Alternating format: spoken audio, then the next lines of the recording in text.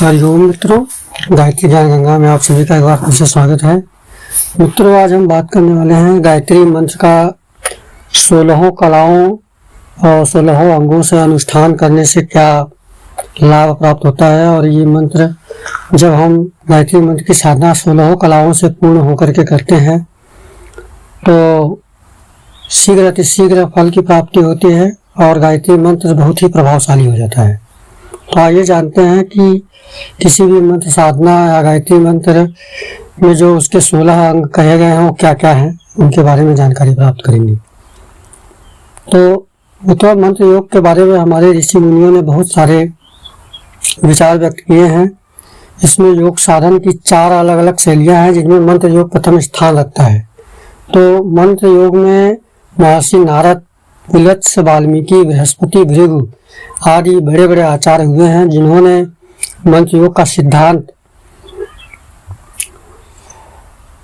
व्यक्त किया है, जिसमें उस मंत्र की साधना का 16 अंग है। उन्होंने इन 16 अंगों के द्वारा मंत्र साधना का विस्तार बताया है, जिससे आप इन सभी अंगों को सम्मिलित करते हुए साधना करते हैं तो आपको उसमें सफलता बहुत शीघ्र अतिशीघ्र मिलती है।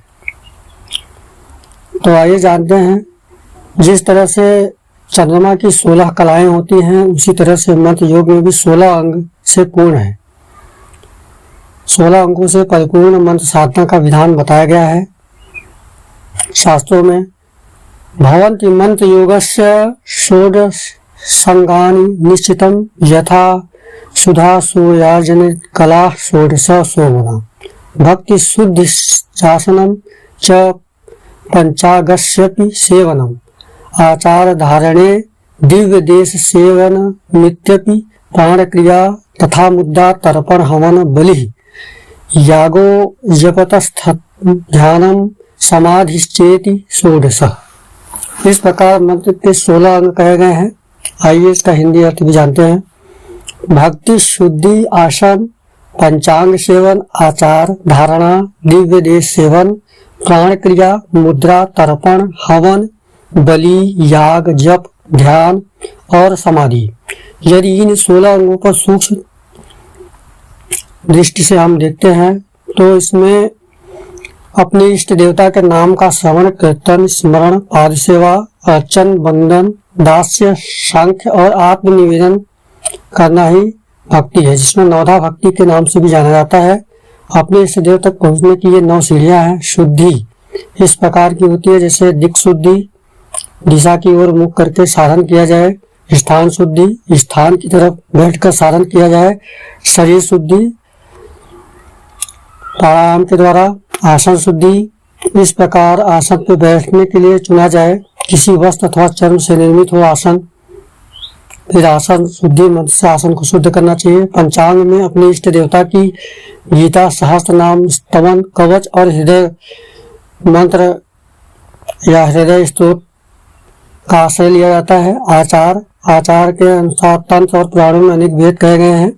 इनमें मन को इष्ट देव की प्रतिमा तथा विग्रह में लगा देना, देह के भीतर स्थान विशेष पर मन को एकाग्र कर लेना धारणा कहलाता है। दिव्य देश इस उन 16 प्रकार के स्थानों को कहते हैं जिनमें पीठ बना करके पूजा की जाती है, जैसे मूर्धा, हृदय, नाभि, घट, पट, पाषाण आदि की मूर्तियां स्थापित करना, यंत्र आदि। प्राण क्रिया, प्राणायाम के अतिरिक्त शरीर के विभिन्न स्थानों में प्राण से जाकर साधन करने को कहते हैं। जैसे हम प्राणायाम के माध्यम से श्वास को अंदर खींचते हैं और फिर मंत्र का 3 बार ध्यान करते हुए उस मंत्र की शक्ति को धारण करते हैं, प्राणों से उसका सहयोग करते हैं। तो ये सब क्रियाएं करने से जो मंत्र होता है अति शीघ्र जागृत हो जाता है। और इसमें मुद्रा का भी प्रयोग किया गया है। ज्ञान मुद्रा, महामुद्रा, ये सब मुद्राओं का भी प्रयोग अवश्य ही मंत्र साधना में करना चाहिए। मुद्राओं का प्रयोग करने से मंत्र की जो शक्तियां होती हैं वो शरीर में प्रविष्ट हो जाती हैं। तर्पण, इष्ट देवताओं को संतुष्ट करने के लिए मंत्र में जो भी देवता है उनको संतुष्ट करने के लिए तर्पण किया जाता है किसी द्रव्य से, जल से, गंगा जल से, और उसमें अनेक द्रव्य मिला करके तर्पण की क्रिया की जाती है।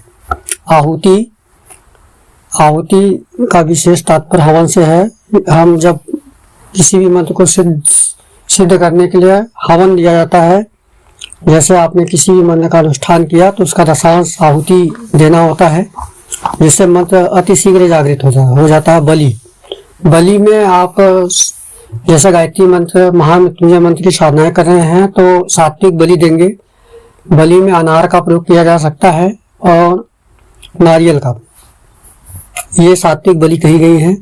बलि देने से भी मंत्र जागृत होता है और मंत्र शक्तिशाली बनता है। ये देवता की प्रसन्नता होती है और जिस कार्य के लिए मंत्र का जाप किया जाता है वो कार्य शीघ्र अतिशीघ्र संपन्न होने लगता है।